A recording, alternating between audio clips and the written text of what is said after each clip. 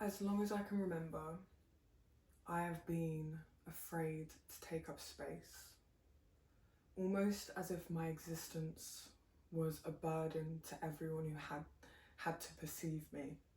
Like I was too tall and too loud and too anything, too in the way, too confident, like all the things that make me me and make me unique. I was too much of it.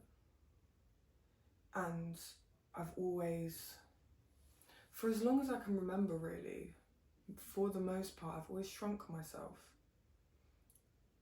to make other people more comfortable or to not stand out as much. And I'm 25 now, I'm 26 in June, and I'm just thinking of what a tragedy that is. What a tragedy it is that I've spent so much, well, all of my life, trying to be smaller, trying to be less, trying to be quieter and more palatable, trying to be the same as the people that I see around me, because I think that that's what makes me a good person. Not taking up too much space, because that's obnoxious and that's rude and that's greedy and that's, do you know what I mean? And taking up space, I've always related to wanting attention, but they're not at all in the same category of existence.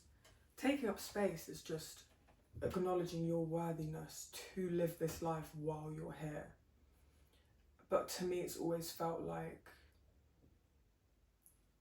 something I was doing and people perceiving it as like, oh, you want to have all this attention, you think you're so amazing. And so I didn't want people to think that of me. And so I spent so long shrinking myself. And I've gotten to a point, I still do it, and I still find myself doing it, and I still hold back, and I still don't post everything or say everything that I want to do. But I'm recognizing the pattern now, and I'm at a point where I can see the damage it's done for my self-esteem, for my creativity, for my psyche, for my soul, to have all of this inside of me, all of these layers, these dimensions, these aspects of myself that I have crushed and I've buried and I've burnt and I've torn them up and I've crunched them up and tried to fit them in a small little place. And these parts of me, now I've taken that weight of pushing them down and burying them down away, I can slowly, very slowly, bit by bit, feel those parts of me start to unfurl, just kind of like this daffodil. I can feel them reaching through the concrete and they're at the surface and they know now that it's safe to bloom. And it's a beautiful experience, obviously. Like, I feel bad, and I'm working on not feeling bad, but I feel bad for the young version of me. Like, she so desperately wanted to just dance and be weird and love deeply and take up space in her own crazy little ways.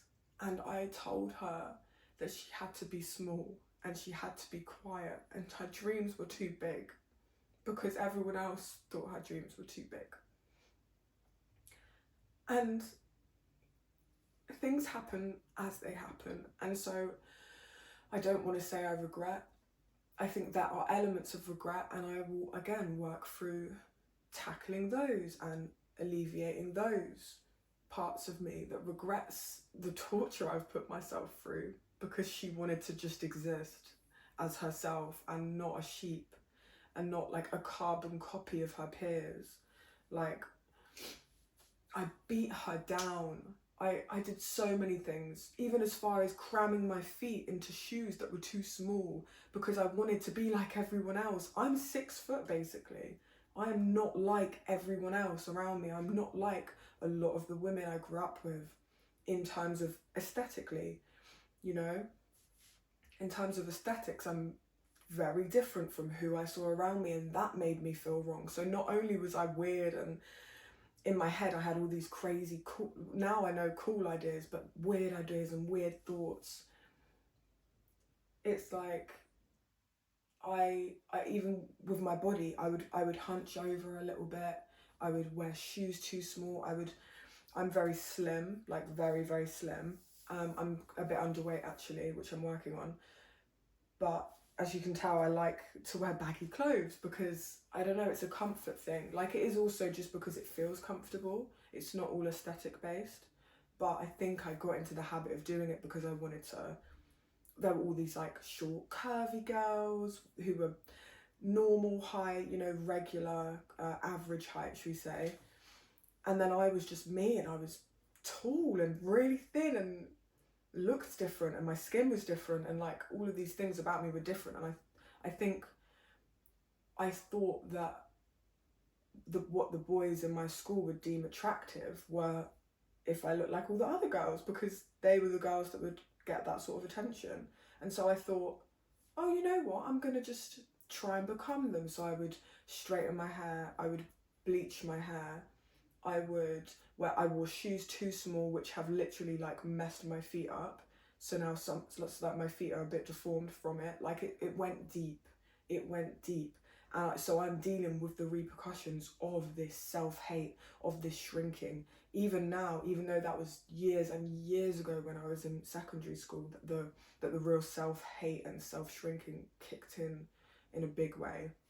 Um, and I've just been doing a lot of inner work recently, and that's why I've not really felt in a place to film, because the inner work has been messy, and it has been dark, and it has been confusing and enlightening, and I've changed so much that I was like, you know, like a caterpillar, right, when they turn into a moth or a butterfly, you know, they go into that cocoon stage, and I do that quite a lot. I think someone who works on themselves a lot, and really like my special interest is self-improvement, and it used to be in like quite a toxic way, I think. I can't tell, but now I just love that. I just love learning and figuring out what it is that makes humans tick, and how to like retrain the mind and make sure that I'm not damaging myself or just going down the same path as like we go, where we just hate ourselves, right? But I've been in this cocoon, this chrysalis. Again, I go, like I said, I go in there a lot. But I've surfaced, and I'm still getting my feet. I'm not used to my wings. I'm figuring them out. It's extra weight that I'm not used to. It's like, but I know that when I learn to utilize this weight correctly, I'll be able to fly.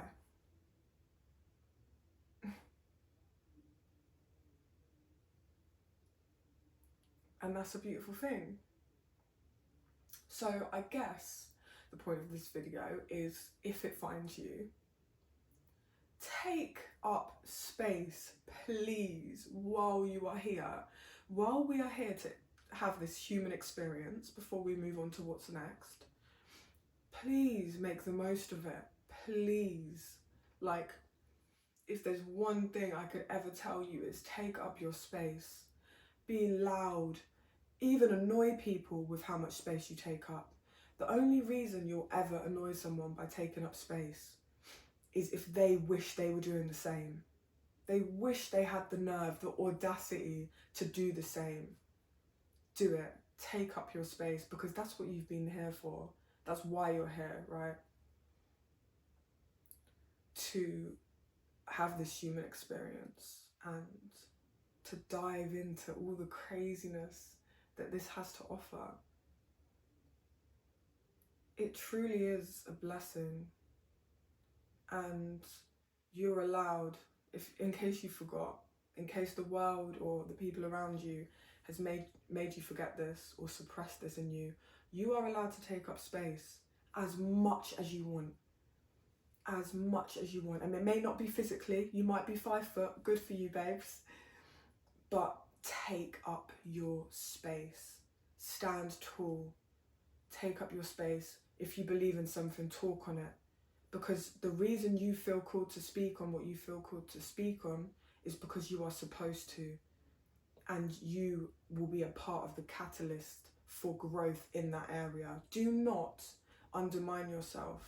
Do not underestimate your ability and potential, because what one human can start in the world is crazy. We all know about what happened with Hitler, how one person had so much power to, in this case, destroy, in this case, to do unspeakable crimes, the worst things. One person can also use what they have in their mind, in their soul, in their heart, the fire that we all have. You can use that for good.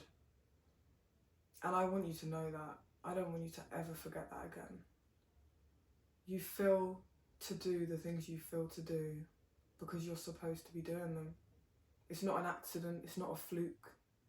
You owe it to yourself to lean into that. What sets you alight? Please lean into that. Explore it. You don't have to dive in head first.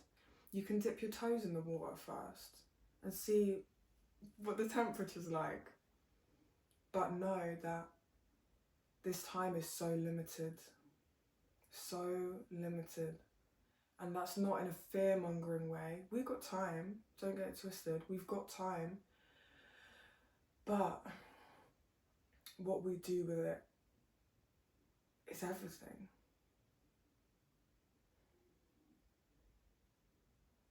Invest in yourself, in your dreams. And I don't just mean financially, I mean with your energy and your time. Invest in yourself.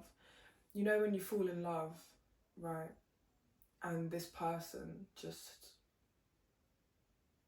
they're just this amazing being that you want to pour into, right? You just want to keep pouring, and you don't have to try. You effortlessly pour into this person because you know they deserve it, right? They deserve you to pour into them. They deserve that love, that energy, that time. And it feels good for you because you like to make them happy. You like to let them know that they're loved and important. Honestly, you should do the same for yourself too. Because that little child inside of you, no matter who you are, they just want love. They want love, they want to express themselves, they want to create. And you can give them that. It's not too late. That rhymed. It's not too late. Nowhere near. It doesn't matter how old you are. Give yourself what you wish other people would give you, and they'll follow suit if they're supposed to stick around. Take up your space. Know your worth. If you don't know what it is you're supposed to do yet, sit in silence a bit more. Turn your phone off a bit longer. Turn the music off a little bit longer. That's a big thing I've been doing, is like I've been so uncomfortable in my own thoughts that I avoid them at all costs. Constantly have music on, because when you think so much, sometimes it stops you living. And I've seen it happen in so many people's lives. It can stop you living. And I want us to live wildly. So the dirt is under our nails and there's bags under our eyes from sleepless nights because we've stayed up dancing so long. I want us to eat food with our hands and get lost in the woods with people we love. I want us to laugh and cry at movies. I want us to write poems until our hands cramp up, scribbling the words down like God is telling us that we have to.